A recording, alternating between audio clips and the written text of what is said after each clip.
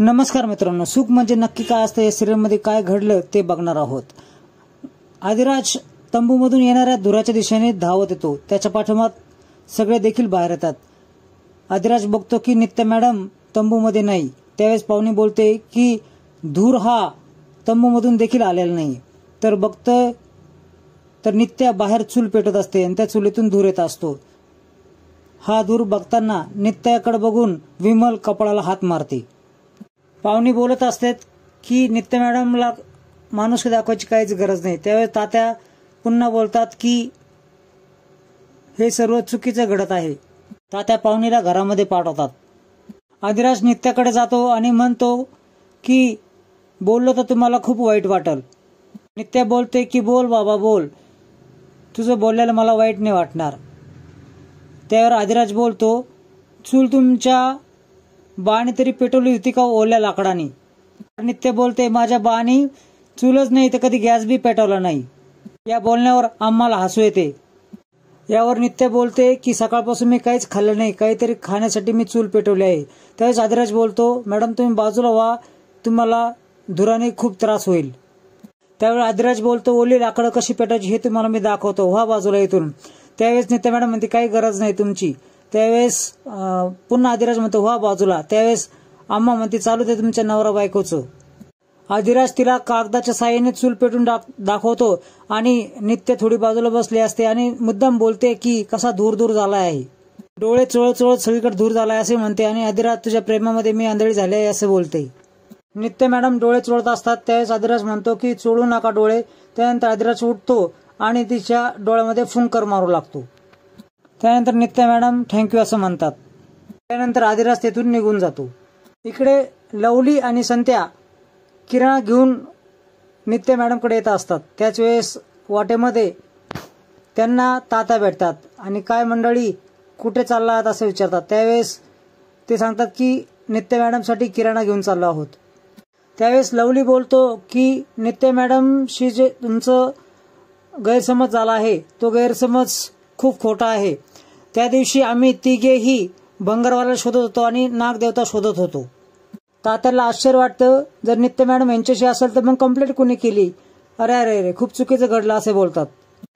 त्यानंतर लवली आणि संत्या निघून जातात। वाटेमध्ये त्यांना सोमा भेटतो। सोमा त्यांना जन्मतारीख विचारतो की तुमची जन्मतारीख काय आहे? त्यावेळेस सत्या म्हणतात की का गिफ्ट पाठवणार आहे का? तर लवली म्हणतो की सायकल गिफ्ट करा मला, माझी खूप उंची वाढवायची आहे। सोमा चिडून त्यांना बोलतो तुम्हाला जेवढं विचारलं तेवढं सांगा ना। सोमा मृग शीर्ष नक्षत्र यातील जन्मलेला व्यक्ती शोधत असतो। सत्या तर अमावस्याला झाला आहे आणि लवलीला तर जन्मतारीख माहीत नाही। तर हा व्यक्ती कुठं शोधायचा यावर विचार करत असतो। तात्या तंबूमध्ये येतात आणि आतमध्ये येऊ का असे विचारतात।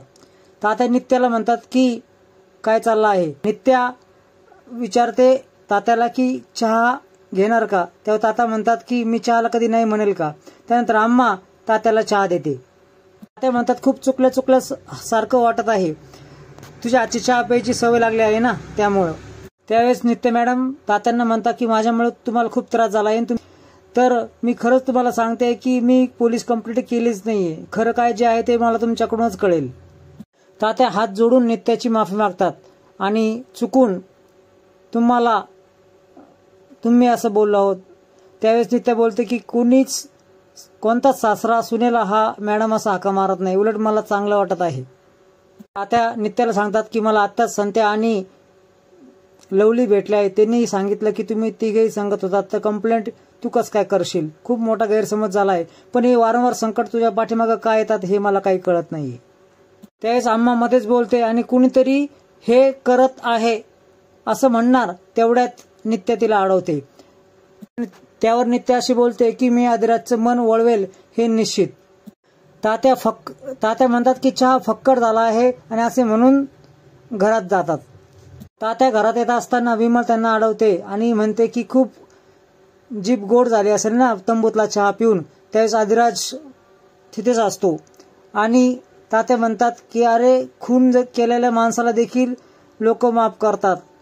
मग विमल बोलते की मग पोलिसांच्या मार्फत काय फाशी घ्यायला पाहिजे होती? त्यावर विमल बोलते की आपली जमीन आपल्या हातातून कशी काढून घेतली आहे तुम्हाला माहित आहे ना. तात्या नित्याची कड घेतात आणि म्हणतात की एखादा व्यक्ती जर चुकला तर या सर्व चुका ज्या असतात ना त्या माणसाकडूनच घडत असतात, म्हणून काय लगेच फाशी द्यायची.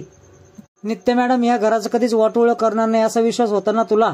त्यावेळेस आदिराज लगेच म्हणतो तोच विश्वास मोडकळीला आणला आहे ना. त्यांनी खूप मोठा माझ्या आईवडिलांचा अपमान केला आहे आणि ते मी कधीच विसरणार नाही. तात्या लगेच बोलतात की तू तुझ्या संसाराचा विचार कर, तुझा संसार पणाला लागला आहे, आमचा नाही. सर की जो अजून रीतसरशनी चालू देखील झाला नाही. त्या म्हणतात माझ्याच विमलने जर अशी चुकी केली असती ना तर मी विमलच्या बाजूनी खंबीरपणे उभा राहिला असतो. त्यावेळेस लगेच नित्य मॅडम घराच्या बाहेरून आवाज देतात की आदिराज जाधव जरा बाहेर येता का. बाहेर सर्वजण येतात आणि बघतात तर काय नित्याच्या हातामध्ये पोह्याची डिश आहे. त्यावेळेस ती आदिराजला बोलते घ्या ही पोह्याची डिश घ्या, मी खास तुमच्यासाठी बनवली आहे चुलीवरची. त्यावेळेस पाहुणी बोलते की हे काय चाललं आहे मध्येच. त्यावेळेस नित्या परत बोलते की खूप प्रेमाने केला आहे हा नाश्ता, घ्या ना धनी. त्यावेळेस विमल बोलते की त्यांनी नाश्ता केला आहे. त्यानंतर पाहुणी बोलते की जरा नीट आई काय बोलल्या आहेत त्या ऐकायला नाही आलं का. मी नाश्ता घेण्या तर मी देखील खाणार नाही असे नित्या बोलते. त्यावेळेस आदिराज बोलतो तू खा नाही तर नको खो, मला काही फरक पडणार नाही. जोपर्यंत ही डिश तुम्ही घेत नाही तोपर्यंत मी येतेच उभं राहणार असं बोलतो. असं बोलूनही आदिराज घरात निघून जातो. पाहुणी लगेच टोमणा मारते गेले ते दिवस राहिल्या त्या आठवणी. राज तुझ्या कुठल्याही धमकीला भीक घालणार नाही, घे तुझे पोहे घेऊन जा असं पाहुणी बोलते. पाहुणी पोह्याची डिश फेकून द्यायला पुढे सरकते आणि त्याच वेळेस नित्या पाहुणीचा हात पिरगाळते. त्या पाहुणीला धमकावते की एक वेळेस तू माझ्यामध्ये केलं असं ते चाललं असतं, पण आदिराजच्या पोह्यांवर तू बोलत आहेस. खटक्यावर बोट जागेवर पलटीकरण असं बोलते. कळालं का असं म्हणून जोराचा धक्का तिला देते. तर पाहुणीला राग येतो आणि तिथून ती निघून जाते. नित्या पोह्याची डिश घेऊन तिथेच उभे राहते. विमल पुन्हा येते आणि बघून जाते. त्यानंतर आदिराज येतो आणि पायरीवर बसतो. इकडे सावली आणि विमल एकमेकींशी गप्पा मारत असतात. तर सावली म्हणते ही पोरगी तर लय खंबीर निघली, 1 तासापासून अशीच पोहे घेऊन उभा राहिली आहे. तर विमल स्वतः सांगते की राजा ते पोहे खाऊन घे, ही काय पोरगी इथून हलणार नाही.